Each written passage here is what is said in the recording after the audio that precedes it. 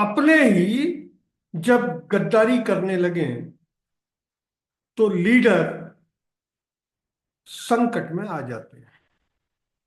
राजस्थान के पूर्व मुख्यमंत्री अशोक गहलोत भी ऐसे ही संकट में आए हुए दिख रहे हैं। असल में राजस्थान में तीसरी बार मुख्यमंत्री बनने के बाद जब उनकी कुर्सी को उनके ही सहयोगी उप मुख्यमंत्री सचिन पायलट ने हिलाने की कोशिश की और इसके लिए बीजेपी के साथ समझौता कर लिया, तब अशोक गहलोत ने राजनीतिक पैंतरों के साथ ही टेलीफोन टेपिंग कराकर पूरे षड्यंत्र का न सिर्फ पर्दाफाश किया बल्कि अपनी कुर्सी भी बचा ली। उस दौर में उनके सलाहकारों में शामिल रहे उनके एक ओएसडी लोकेश शर्मा, जिन पर अशोक गहलोत अपने सबसे भरोसेमंद आदमियों के मुकाबले भी ज्यादा भरोसा करते थे, वो अब गद्दार हो गया। उसकी गद्दारी की इंतहा यह है कि पूरे 5 साल उसको हाथों पर रखने के बावजूद जब सरकार गई और बीजेपी लीडर्स ने डर का माहौल पैदा किया तो उनके ओएसडी लोकेश शर्मा केंद्रीय मंत्री गजेंद्र शेखावत के चरणों में लमलेट हो गए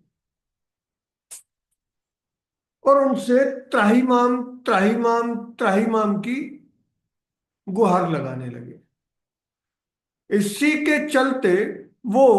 न सिर्फ दिल्ली हाईकोर्ट और निचली कोर्टों में पेश हुए बल्कि अब उन्होंने वो एप्लीकेशन भी अदालत से मंजूर करा ली जिसके तहत उन्हें सरकारी गवाह बनने की परमिशन दी गई है। असल में टेलीफोन टेपिंग एक बेहद गंभीर अपराध है और टेप करने के लिए जिस लेवल की परमिशन प्रशासनिक तौर पर और शासन के स्तर पर चाहिए होती है, लोकेश शर्मा का आरोप है कि वो अनुमति पूर्व मुख्यमंत्री अशोक गहलोत ने नहीं ली और उनके आदेश पर उनके ही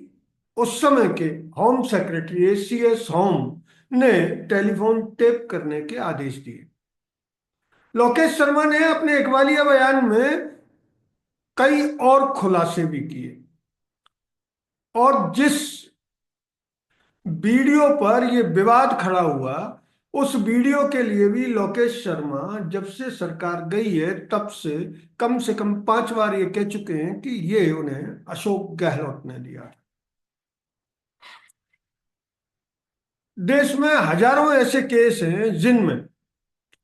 मुख्य अपराधी माने गए लोग सरकारी गवाह बनकर सरकारी पैंतरों से अपने आप को बचाने में कामयाब तो हो गए, लेकिन इस बार ये मसला कुछ अलग है। असल में इस बार इस मसले में है पूर्व मुख्यमंत्री अशोक गहलोत, जो पिछले 30 साल से देश की राजनीति और राजस्थान की राजनीति में एक प्रमुख फैक्टर के रूप में काम करते रहे और उनकी राजनीतिक चालों का अंदाजा आज के चाणक्य समझे जाने वाले अमित शाह भी नहीं लगा पाते। अगर लगा पाते तो 2017 के चुनाव में बीजेपी गुजरात में 99 सीटों पर नहीं अटकती,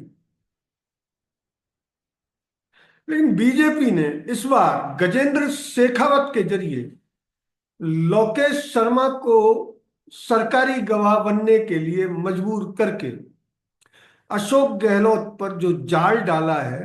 वो जाल अभी काफी मजबूत दिख रहा है और उसमें पुरानी भारतीय दंड संहिता, क्योंकि ये मुकदमा ये केस अदालत में आईपीसी के तहत ही दर्ज होगा, क्योंकि अभी जो नए कानून आए हैं उनमें ये प्रावधान है कि जो अपराध जिस तारीख को हुआ और उस तारीख में जो कानून लागू था वही केस और एफआईआर में अप्लाई किया जाएगा। तो ये आईपीसी में दर्ज है और आईपीसी में इसको बेहद संगीन माना गया है। और अब राजनीतिक हलकों में ये चर्चा है कि जो अशोक गहलोत पिछले 30 साल से तमाम तरह की राजनीतिक चालें चलने और अपनी पार्टी को लाभ पहुंचाने के साथ साथ अपने आप को बचाए रखने में कामयाब रहे, क्या वो इस बार एजेंसियों के चंगुल में उसी तरह फंस सकते हैं जिस तरह आज विपक्ष का कोई भी लीडर, विशेषकर जो पूर्व मुख्यमंत्री रह चुका है, एजेंसियों के कोप से बच नहीं पाया है। अकेले अशोक गहलोत ही देश में एकमात्र ऐसे पूर्व मुख्यमंत्री हैं जिनके खिलाफ अभी तक किसी पुलिस थाने में कोई एफआईआर पेंडिंग नहीं, कोई एफआईआर दर्ज नहीं, जबकि उनके विरोधी उनके 15 साल के 3 बार के कार्यकाल में अनेकों तरह के घपले घोटाले, यहां तक कि मौजूदा बीजेपी सरकार उन्हें पेपर लीक कांड में भी घसीटने की कोशिश कर रही है। लेकिन अशोक गहलोत अभी तक निर्विवाद रूप से केसों के जंजाल से मुक्त है। लेकिन इस बार ये माना जा रहा है कि ये केस उनके गले में फंदा बन सकता है। हमने एक रिटायर एडीजी से इस बारे में बात की। उनका कहना है कि कानून बेहद कड़ा है और सही ढंग से अगर उस कानून की कड़ाई को सजा में बदलने के लिए सबूत अगर सही ढंग से मिल गए